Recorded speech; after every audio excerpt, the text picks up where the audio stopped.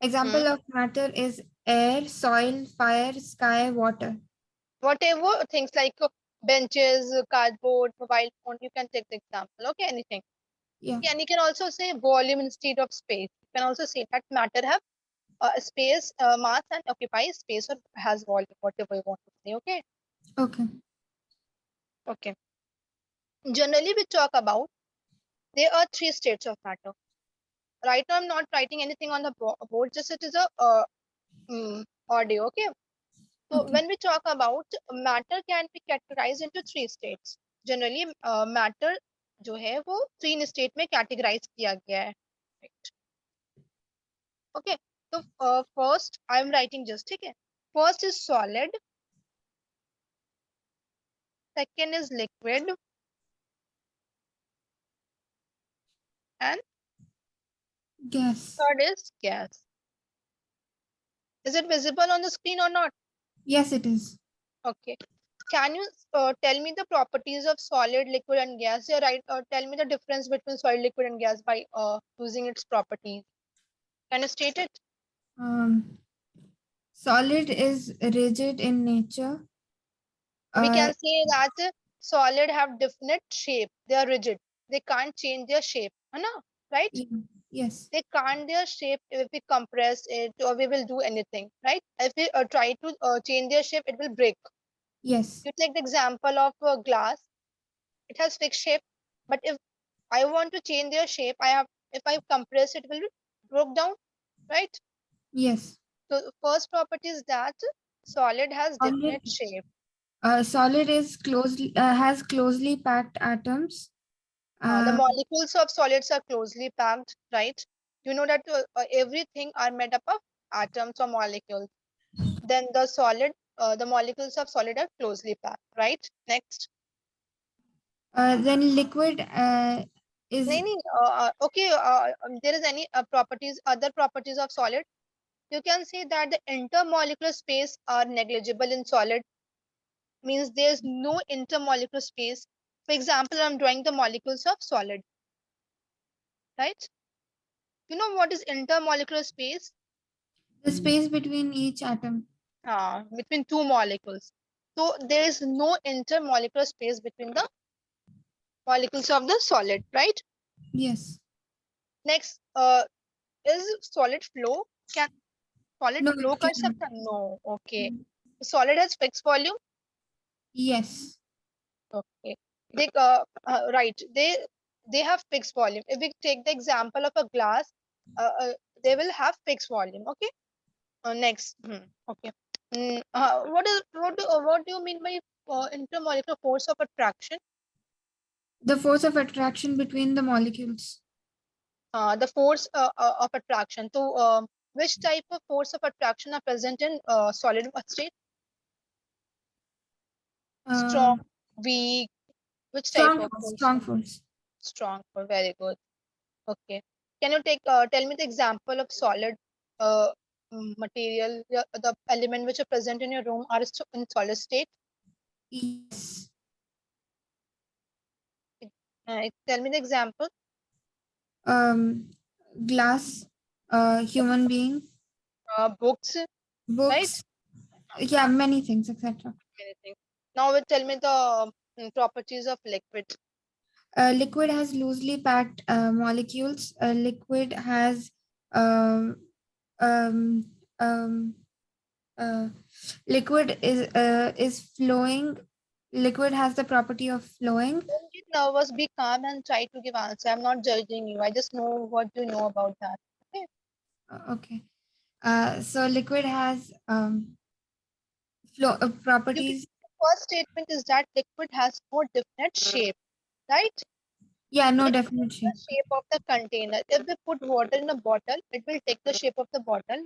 When it pour into a glass, it takes the shape of the glass, right? So Yes. liquid has no definite shape.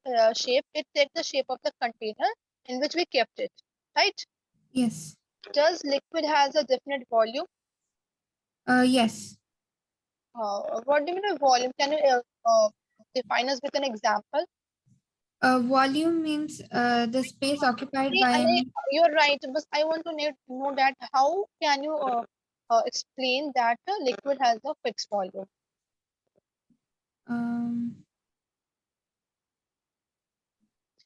You can say that if we take the 1 liter of water in a bottle, okay, it takes the shape of the bottle. But if we pour it in any other container like any vessel, it will take the shape of the vessel. But the amount of water is fixed. In liquid, it is 1 liter, and in a vessel, it is also 1 liter. Right? Yes. Volume Yes. is same. Now, next, intermolecular force of attraction. Is weak. Weak. Okay, मतलब weaker than solid. Weaker And than what solid. intermolecular space? It is also loosely packed, not very loosely, but less than solid and more than gas. The best example of liquid is water, right? Sir. Now we talk about the gas. I Um, will show the molecules of here, like this, right? yes. Okay. Now tell me the properties of gas. Gas does not have definite shape. And Gas not definite volume, right? and yeah, no definite volume. Hmm. Gas is having very loosely packed intermolecular space. There's more intermolecular spaces, है ना? And the less weaker intermolecular force of attraction than liquid, right? Yes. Okay. Can we compress gas or not? No. Can we compress gas or not? No, we cannot. You can't compress the gas. No. Think about it. For example, you have said that the gas do not have definite shape and definite volume, right? So if we put the gas in a small room, it will spread on all, it take all the volume, okay? If we compress it, applying the pressure, it will be take the, यहाँ पे कहने का मतलब ये है कि for example मैंने gas को इस छोटे से कंटेनर में डाला, ठीक है, गैस मॉलिक्यूल्स ऐसे ऐसे हैं, ठीक है, पूरे वॉल्यूम को इसने ऑक्यूपाई कर लिया। मान लो मैंने गैस को बड़े से कंटेनर में डाल दिया, ठीक है, कि इस वॉल्यूम को भी क्या कर लेगा, ऑक्यूपाई कर लेगा, इसलिए इसको फिक्स वॉल्यूम नहीं होता है, ये पूरे कंटेनर को ऑक्यूपाई कर लेता है। बट हम इस पर प्रेशर लगाएं, कंप्रेस करें, तो वो छोटे से स्पेस पे भी आ सकता है, क्योंकि कंप्रेस मतलब इन दोनों के बीच का स्पेस जो है वो कम है ना? इन जी। दोनों गैस के बीच का स्पेस ज्यादा है, तो हम कंप्रेस करेंगे तो पास आएगा, ठीक है। अब Yes. नेक्स्ट तुमसे क्वेश्चन ये पूछना था, और ये तो हो गया, कोई दिक्कत तो नहीं है ना? तो याद रखना कि solid can not flow but liquid and gas can flow. And most example of, मतलब most common example of gas is oxygen. Yes. Can you tell me the water, can you tell me, मतलब तुम मुझे बता सकती हो कि water जो वो तीनों फॉर्म में बता सकते हो, कैसे सॉलिड, एज अ सॉलिड कैसे एग्जिस्ट करता है, लिक्विड में कैसे एग्जिस्ट करता है, और गैस में कैसे करता है? Solid में it exists as ice, Good. liquid में water और gas में H2O. वाटर वेपर, राइट ना? Water vapor. Yes. ठीक है, अब आगे बढ़ते हैं। यहाँ तक कोई डाउट तो नहीं है? देयर इज एनी डाउट पहले? No, no. ओके। आगे बढ़ने से पहले मैं तुम्हें है ना ये समझाने जा रही हूँ, तो मुझे एक क्वेश्चन का आंसर दो, ठीक है? बस एक क्वेश्चन है, अगर हम वाटर में शुगर डिसॉल्व करते हैं, फॉर एग्जांपल वाटर में शुगर डिसॉल्व करते हैं, तो क्या वॉल्यूम बढ़ता है वाटर का? मान लो तुमने वॉल्यूम यहाँ तक लिया, ठीक है, मैंने इसमें यहाँ तक वाटर लिया और मैंने इसमें शुगर डिसॉल्व किया, तब भी ये यहीं तक ही रहता है। तो शुगर डिसॉल्व होने के बाद भी उसका वॉल्यूम क्यों नहीं बढ़ता है? कोई रीजन बता सकते हो मुझे? Think about it, can take 1 or 2 minutes to think about. क्योंकि वॉल्यूम लिक्विड में लूजली पैक्ड मॉलिक्यूल्स रहते हैं, तो शुगर का जो वॉल्यूम रहता है, तो इट गोज दैट। हाँ राइट, मतलब जो लिक्विड मॉलिक्यूल्स होते हैं वो लूजली पैक्ड होते हैं, तो उसमें जो स्पेस रहता है वहां पर शुगर मॉलिक्यूल्स चला जाता है, राइट? या ओके, ठीक है, अब आगे पढ़ते हैं हम लोग, ठीक है। तो अब हम पढ़ेंगे इंटरमॉलिक्यूलर फोर्स। उससे पहले क्वेश्चन अगर हम पूछें जैसे अगर मैं एक मॉलिक्यूल लूं, ठीक है, वाटर का एक ड्रॉप मॉलिक्यूल लूं, तो क्या तुम्हारे हाथ को वेट कर देगा? नहीं नहीं। करेगा। बट मैं ज्यादा more amount of water we take, it will wet your hand, right? Yes. अगर मैं एक मॉलिक्यूल वाटर का लूं और बॉईल करूं, इज इट बॉईल इट? क्या वो बॉईल होगा? बट में नहीं। ज्यादा अमाउंट ऑफ वाटर बॉईल होगा, ठीक है। तो जनरली जो हम स्टेट्स ऑफ मैटर में है यही पढ़ेंगे ज्यादा हम लोग। Gases, we will talk about the gases states, we will learn more about gases state, ठीक है। जी। पढ़ने से पहले हम जो स्टार्ट करेंगे, पहले कुछ कुछ टर्म हमें पता होना चाहिए, तभी हम आगे पढ़ सकते हैं। For example intermolecular forces, so you are familiar with the intermolecular forces, because when we open the chapter states of matter, there's many forces you have to learn. So, dipole-dipole movement and in dipole-induced dipole, London force of dispersion, Van der Waals force. There's so many topics in the front. To understand that, we have familiar with intermolecular forces and dipole moment, right? Okay. तुम्हारे classes start हो गए हैं क्या school में? नहीं, अभी छुट्टियां चल रही हैं। ओके ओके, ठीक है, start. Okay, so you know very well कि intermolecular forces, the force of attraction between two molecules is called intermolecular courses. forces. Okay, तो okay, right. Now we talk about हमें पढ़ना है। अब देखो यहाँ पे पहले हम पढ़ने से पहले हमें डाइपोल मोमेंट पता होना चाहिए। Okay, have you heard about this dipole moment? Yeah, I just heard about it, learned, but then I forgot. Why? तुमने उस टाइम समझा नहीं था क्या? आई थिंक so, समझ में भी आया था, लेकिन उसको ज्यादा रिवाइज नहीं कर रहे, मतलब लर्न नहीं कर रहे थे। ठीक है, ठीक है। डाइपोल मोमेंट से पहले देखो, मैंने तुम्हें बताया कि अगर दो मॉलिक्यूल के बीच में एक फोर्स लगता है, ठीक है, that force is called intermolecular forces. अब this intermolecular forces will be attractive और रिपल्सिव। फॉर एग्जांपल, अगर हम दो पॉजिटिव चार्ज को पास लाते तो क्या होगा? रिपेल या अट्रैक्ट? क्या होगा व्हेन वी रिपेल होगा। रिपेल? या हम पॉजिटिव नेगेटिव को लाएं तब क्या होगा? अट्रैक्ट। अट्रैक्ट होगा। So the force between two molecules, that is intermolecular forces, are both attractive and repulsive. Repulsive. दोनों तरह का हो सकता है, ठीक है। जी। Attractive intermolecular forces are known as van der Waals forces. What I'm telling you, attractive.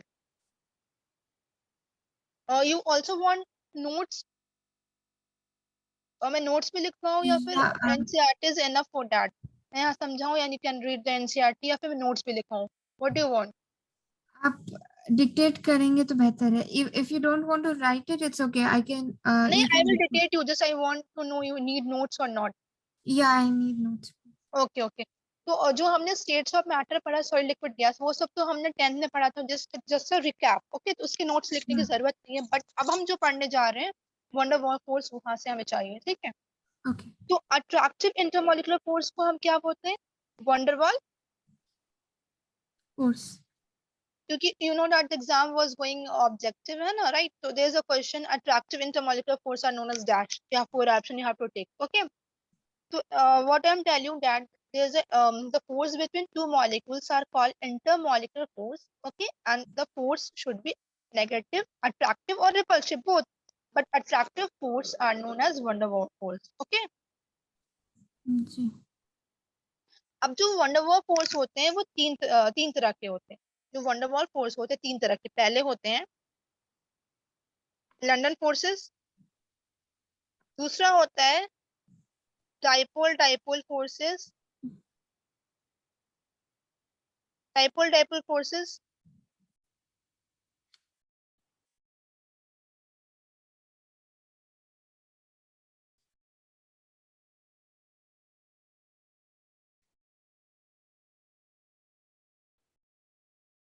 okay.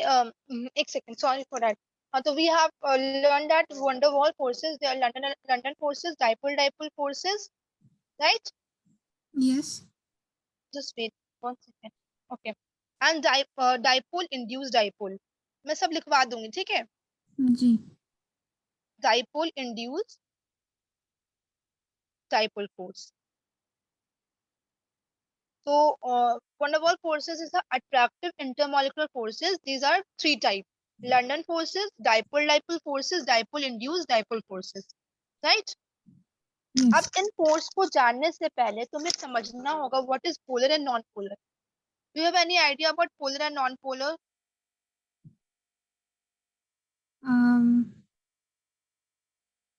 Polar means the positive side, no? Okay, I will tell you. I will explain what is polar and non-polar. Then we will move forward. Okay.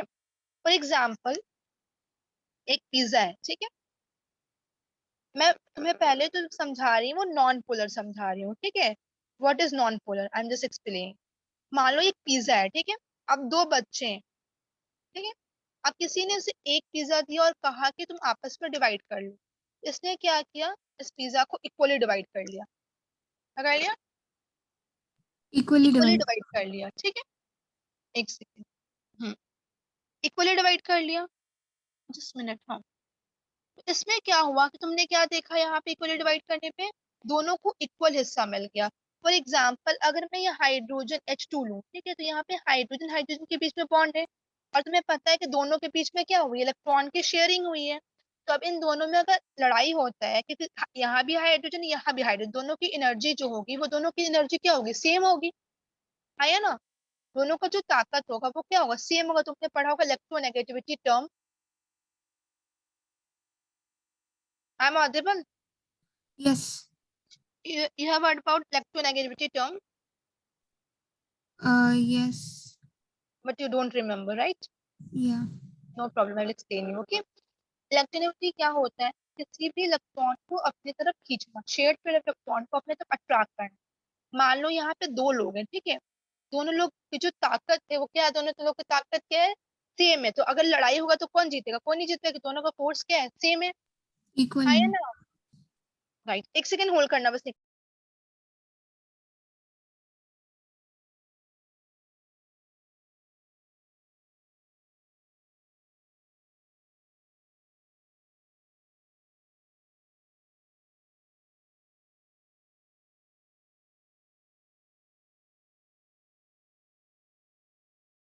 Okay. मैं ये कह रही हूँ कि दो लोग के बीच में क्या हुई? लड़ाई हुई, ठीक है. अब दोनों के बीच का जो दोनों की एनर्जी सेम है. या तुम कह सकते हो कि बीच में मैंने कोई सामान रख दिया, दोनों एक दूसरे को खींच रहा है. तो अब दोनों की एनर्जी सेम रहेगी तो वो सामान तो बीच में ही रहेगा ना. ना इसके पास जाएगा ना इसके पास जाएगा. वो कहाँ रहेगा? बीच में ही रहेगा. बीच में ही रहेगा जी. ठीक है. तो उन्होंने यहाँ पे देखो जो हाइड्रोजन है उसने क्या किया? इलेक्ट्रॉन देके बॉन्ड बनाया, राइट. जब इलेक्ट्रॉन Yes. देके बॉन्ड बनाया है तो क्या हुआ यहाँ पे? अब मान लो इन दोनों के बीच में झगड़ा हो गया तो क्या होगा? अब ये दोनों का ताकत तो सेम है ना. है ना? ये तो दोनों हाँ. इलेक्ट्रॉन को अपने तरफ नहीं खींच पाएगा, ना ही ये खींच पाएगा. तो अपना अपना हिस्सा लेके क्या होगा? चला जाएगा.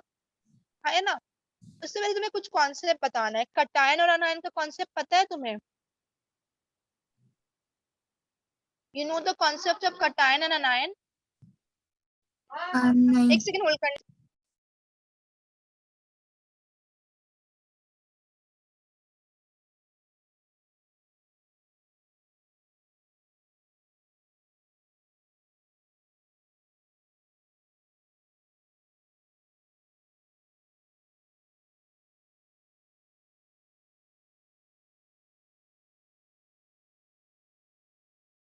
अब देखो हम sorry for that. Okay.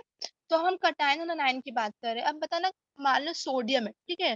Sodium से मैंने Na बनाया. कटायन में क्या होता है? पॉजिटिव चार्ज आता है, राइट. तो बताना ये सोडियम से Na प्लस कैसे बना होगा? Na से Na प्लस कैसे बना होगा? I am audible? Yes. Yes. तो तुम्हें पता है कटायन में पॉजिटिव चार्ज होता है. तो अब तुम मुझे बता सकते हो कि Na से Na प्लस कैसे बना होगा? कैटायन की वजह से. हाँ, तो कटायन कैसे बना है? आई थिंक तुमने जो पीरियोडिक टेबल और केमिकल बॉन्डिंग अच्छे से नहीं पढ़ा है ना. हम्म. इसलिए प्रॉब्लम आ रही. कोई बात नहीं, आई विल एक्सप्लेन यू, ठीक है. आज हम तुम्हारे जो टर्म्स क्लियर नहीं, मैं एक्सप्लेन कर देती हूँ, ठीक है. अब देखो. जी. तुमने पढ़ा होगा जो मेटल्स होते हैं वो इलेक्ट्रॉन लूज करते हैं. क्या करते हैं? मेटल्स लूज तो पता है करते. ना. क्लास में पढ़ा होगा ना कि मेलेबल होते हैं, डक्टाइल होते हैं, कंडक्टर्स होते हैं. सब चीजें पढ़ा है ना तुमने. हाँ.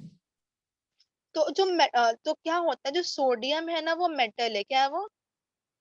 मेटल है. मेटल है. तो अगर सोडियम इलेक्ट्रॉन लूज करता है, सोडियम का एटॉमिक नंबर क्या होता है? What is the atomic number of sodium? Don't remember? नहीं. कोई बात नहीं, आप कर लो. मैं तुम्हें ना उसका किसी क्लास में ट्रिक भी बता दूंगी कैसे याद करना है पीरियोडिक टेबल. ठीक है, there is a trick to learn the periodic table. I will explain you. Okay, अभी मान लो, ठीक है, सोडियम का एटॉमिक नंबर होता है 11. कितना होता है? 11. 11 होता है. ठीक है, तुम्हें पता है 281 ऐसे होगा. फिर तो हाँ. पता है ना कि 11 होता है. ठीक है, हाँ, कॉन्फ़िगरेशन. और तुम्हें पता है कोई भी इलेक्ट्रॉन लूज और गेन क्यों करता है? अपने ऑक्टेट को पूरा करना. तुम्हें पता है ना कि 8 8 रहेगा, दैट इज स्टेबल. ये. स्टेबिलिटी रहेगी. अगर फॉर एग्जांपल मैं तुम्हें बहुत पैसा दे दूं तो क्या तुम स्टेबल रहोगी? घर पे मिलोगी? तुम कभी शॉपिंग मॉल में होगे, कभी कुछ खा रही होगी, स्टेबल नहीं हो. पर जैसे तुम्हारा पैसा, पैसा मान लो एनर्जी है. पैसा is like a money is like energy. जैसे तुम्हारी एनर्जी या पैसे कम होंगे, तुम कहाँ मिलोगी? घर पे. आया ना? एनर्जी कम है और पैसे ज्यादा है. नहीं नहीं, I am just comparing money with energy. अगर तुम्हारे पास बहुत पैसा है मतलब बहुत एनर्जी है, राइट? तुम ओके. घर पे तो नहीं मिलोगी ना. You are in the mall और डूइंग समथिंग एल्स. हाँ. यस. जैसे तुम्हारा पैसा कम हुआ, खत्म हो गया, एनर्जी तुम कहाँ मिलोगी? मुझे घर पे मिलोगी. तो जी. हर चीज तो घर पे स्टेबल रहता है, इंसान आराम करता है, स्टेबिलिटी रहती है. तो हर जो एटम्स है वो स्टेबल होना चाहता है. Every atom wants to stable. तो स्टेबिलिटी के लिए कन्फर्मेशन 8 होना चाहिए इलेक्ट्रॉन में. तो अब यहाँ पे देखो 281 है. मैं तुम्हें पूरा डिटेल में नहीं समझा रही, बस ओवरव्यू समझा रही हूँ. डिटेल में पूरा चैप्टर पढ़ना पड़ेगा. तो सोडियम देखो, अब इसको ऐड करने के लिए सोडियम को 7 इलेक्ट्रॉन लेना पड़ेगा, राइट? हाँ. यस. अगर 8 होने के इलेक्ट्रॉन लूज करना पड़ेगा तो क्या सही है? एक इलेक्ट्रॉन लूज करना सही है, 7 इलेक्ट्रॉन लेना सही है? 7 इलेक्ट्रॉन. नहीं, 8. एक लूज करना सही है. सही है. तो जब इलेक्ट्रॉन लूज होता है ना, तब पॉजिटिव चार्ज आता है. तो मान लो सोडियम ने एक इलेक्ट्रॉन लूज किया तो उससे कैसा चार्ज आ गया? पॉजिटिव. तो यहाँ पे positive लगा दिया.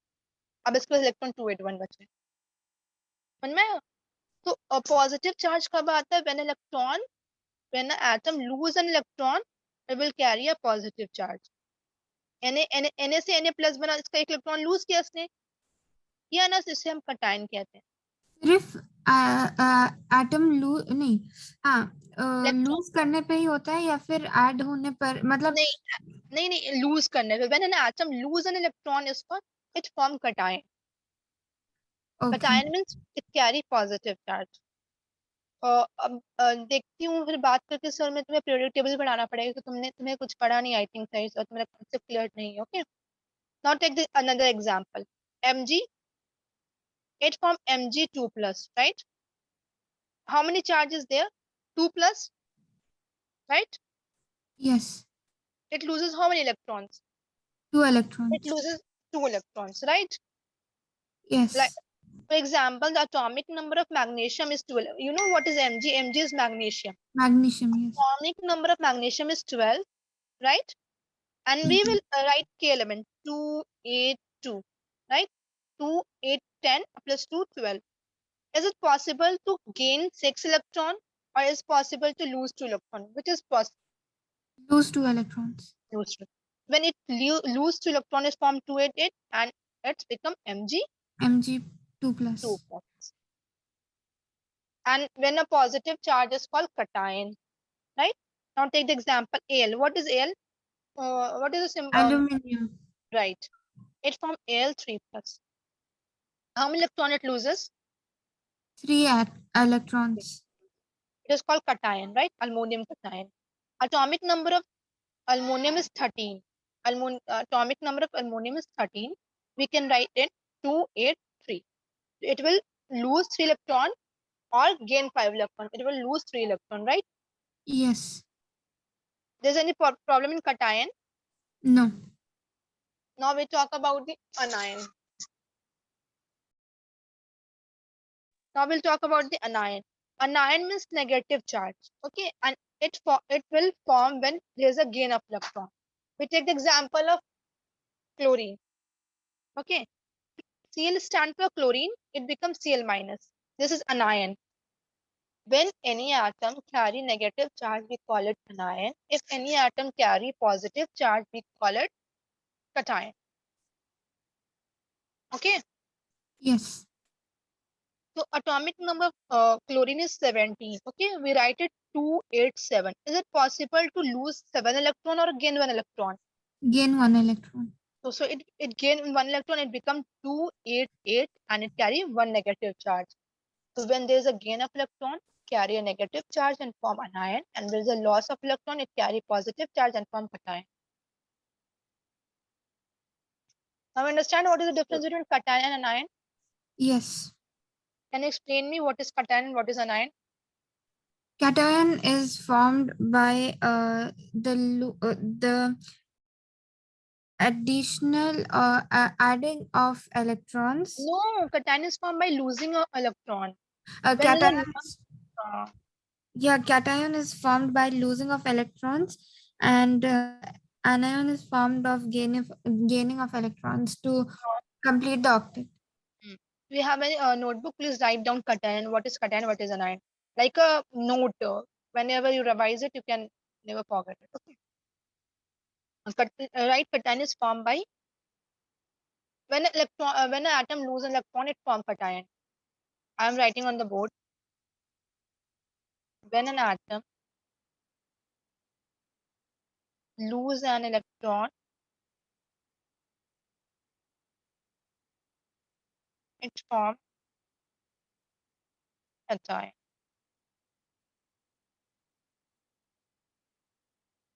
Have you write this? Yes. Okay, you can take the example of Na plus, Mg2 plus, Al3 plus.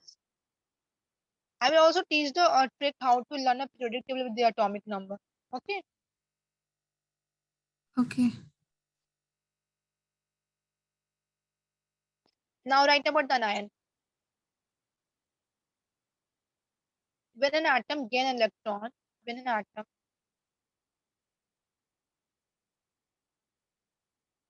gain an electron, it form an ion.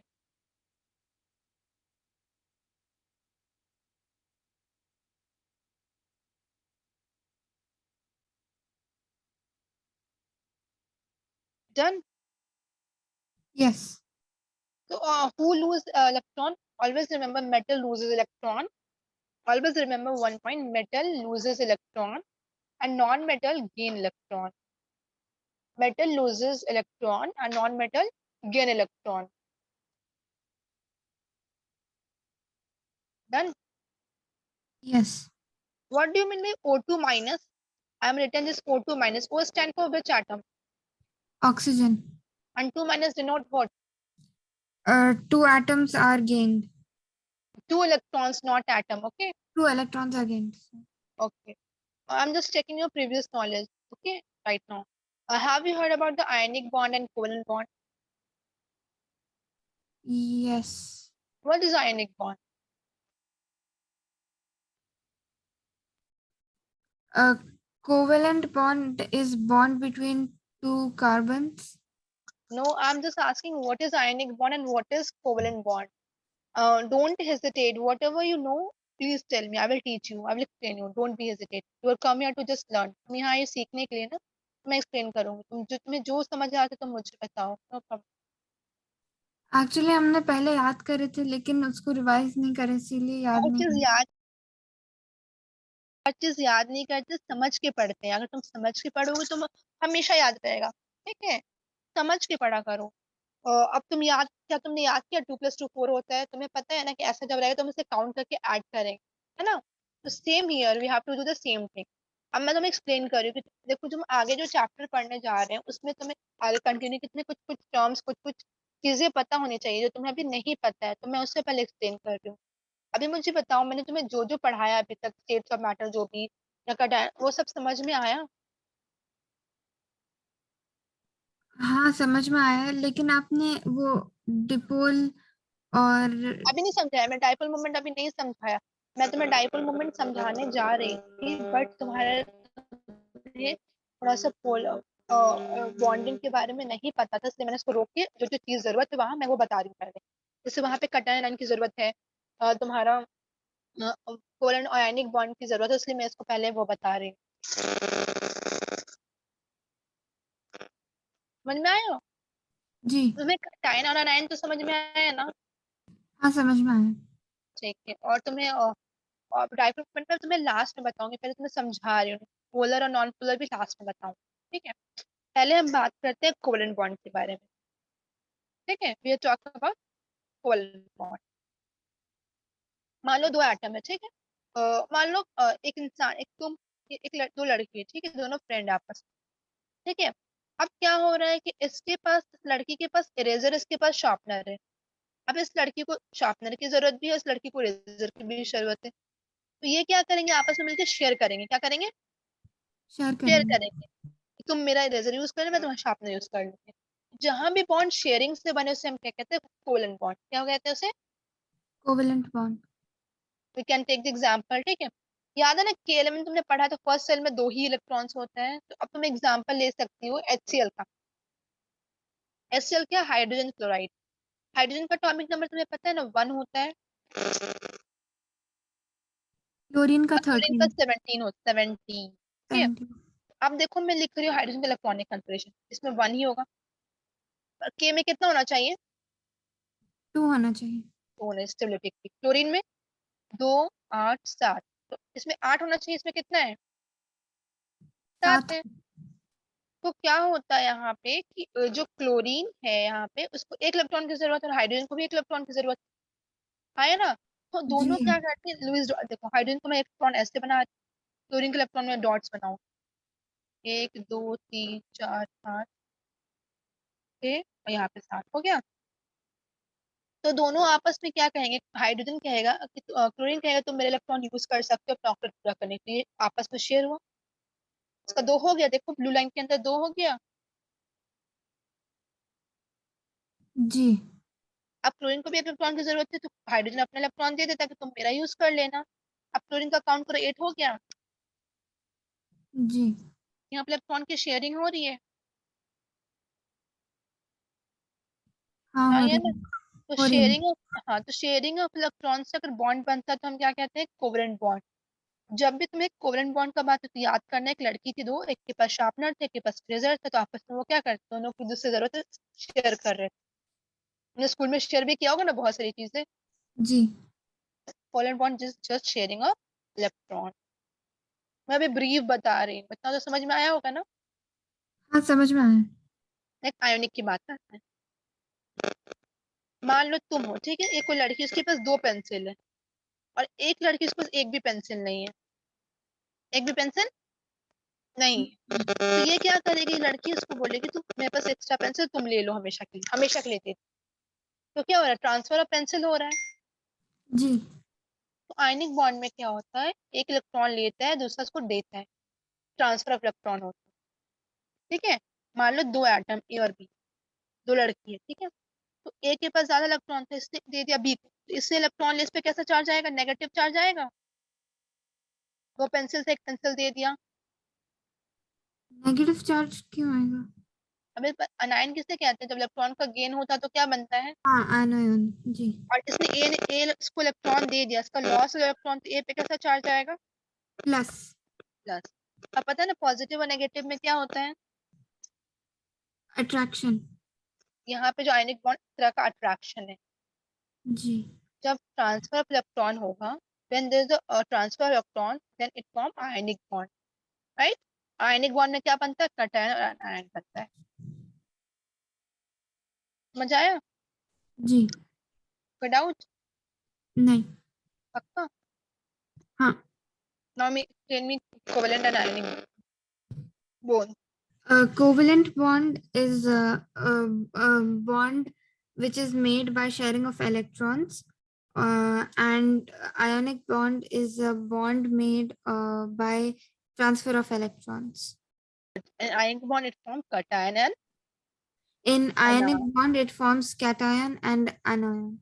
Okay, have you learned in the physics there's attraction between positive and negative, right? Same in this bond, there's attraction between positive and negative, and it forms a ionic bond. Now, there's any problem in that? No.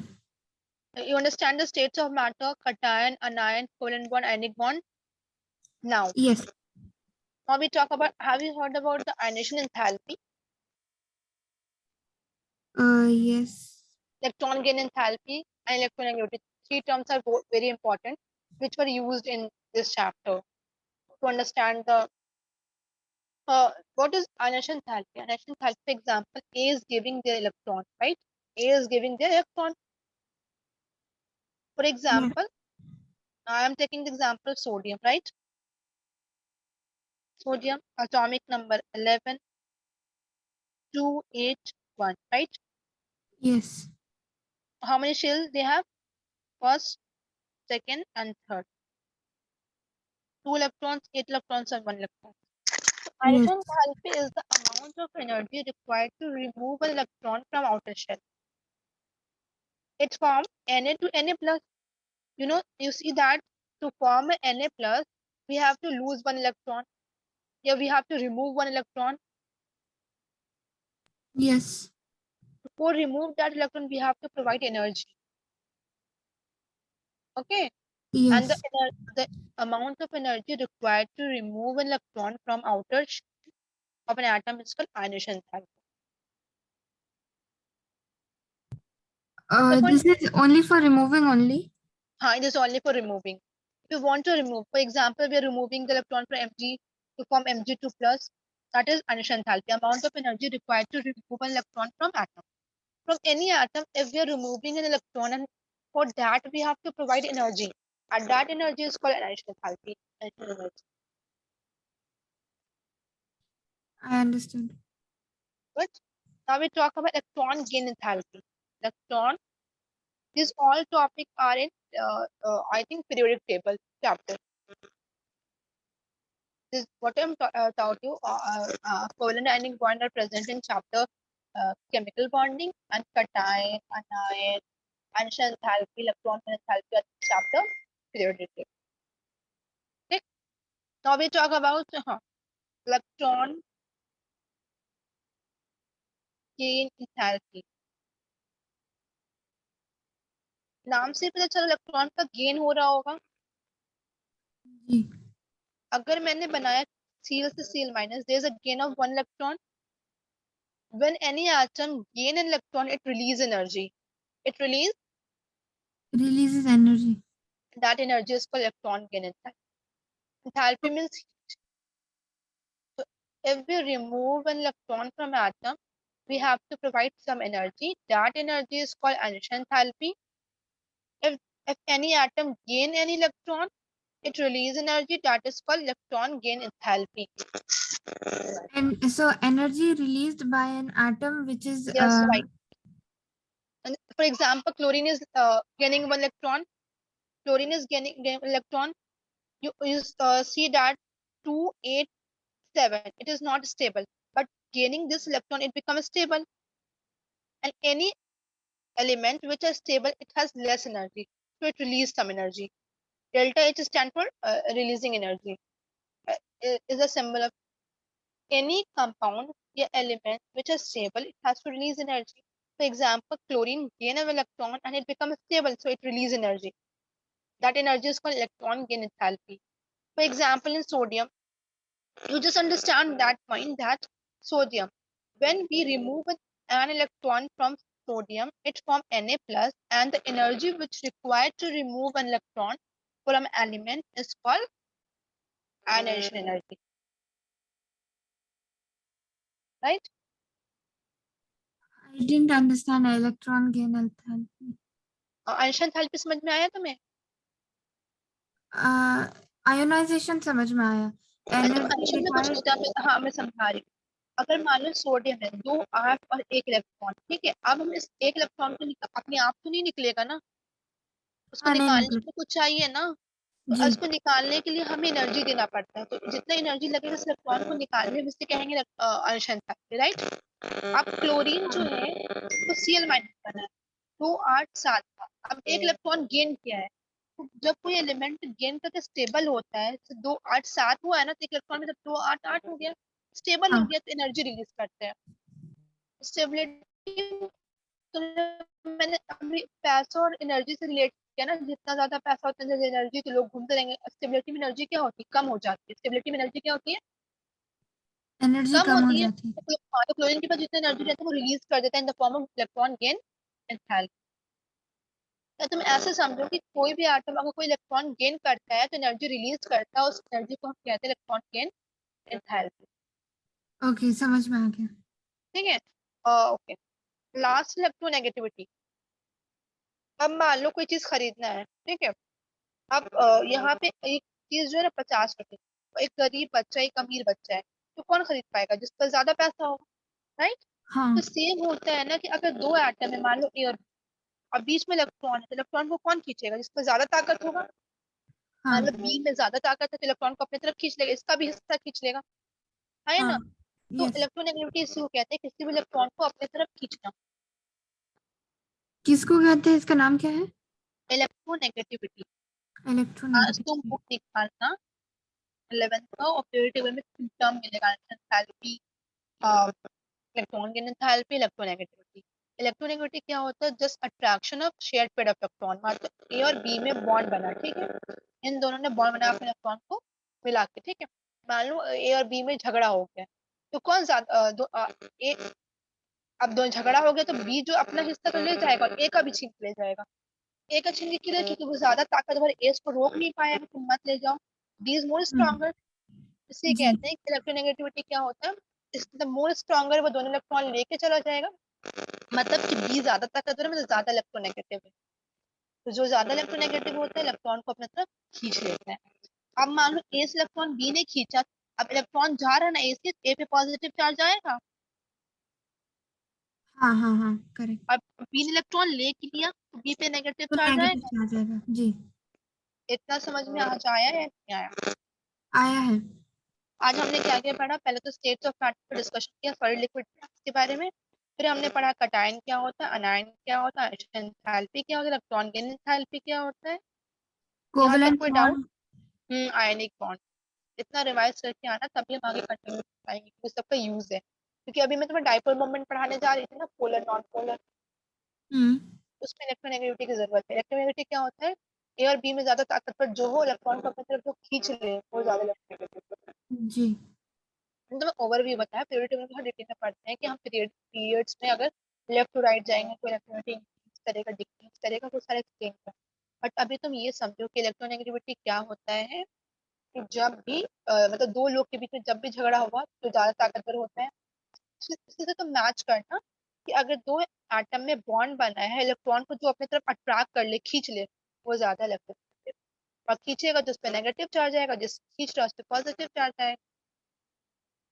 तो जिसमें ज्यादा energy होगा तो वही energy नहीं, ताकत। मान लो ए और बी है, ठीक है। अब बी जो है ना ज्यादा इलेक्ट्रोनेगेटिव, मतलब ज्यादा ताकत, तो ए से इसका इलेक्ट्रॉन छीन लेगा।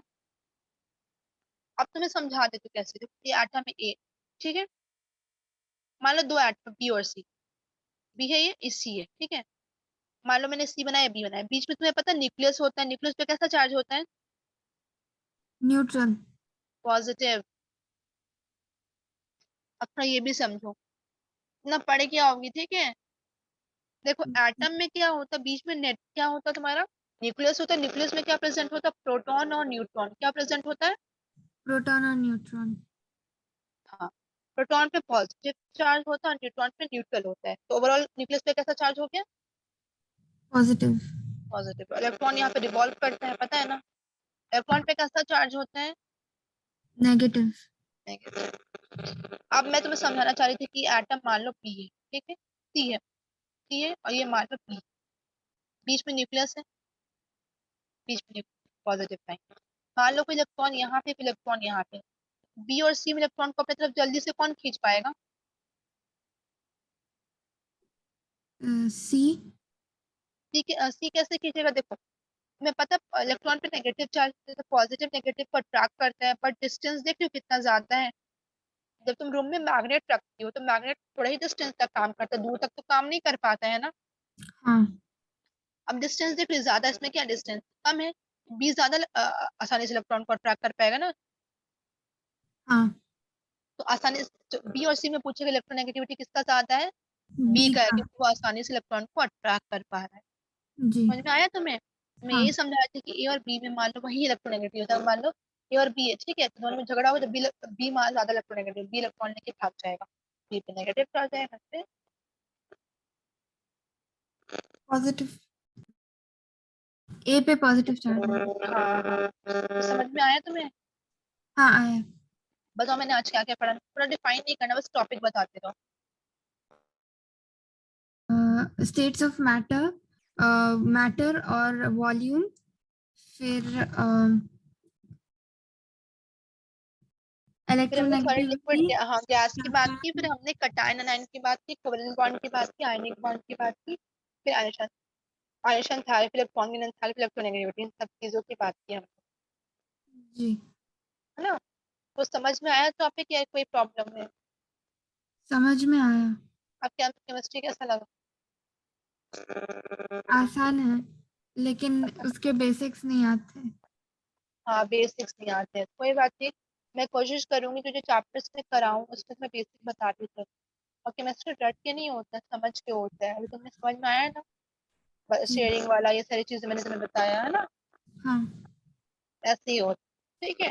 और आपने बताए थे कि वो टेबल, पीरियोडिक टेबल कैसे याद करना है? हमें, हाँ मैं तुम्हें ट्रिक में पीरियड नेक्स्ट क्लास में मैं पीरियड टेबल ओपन करके उसका ट्रिक सिखा दूंगी, जी और मैं तुम्हें एटॉमिक नंबर याद करने का, तो do you like it?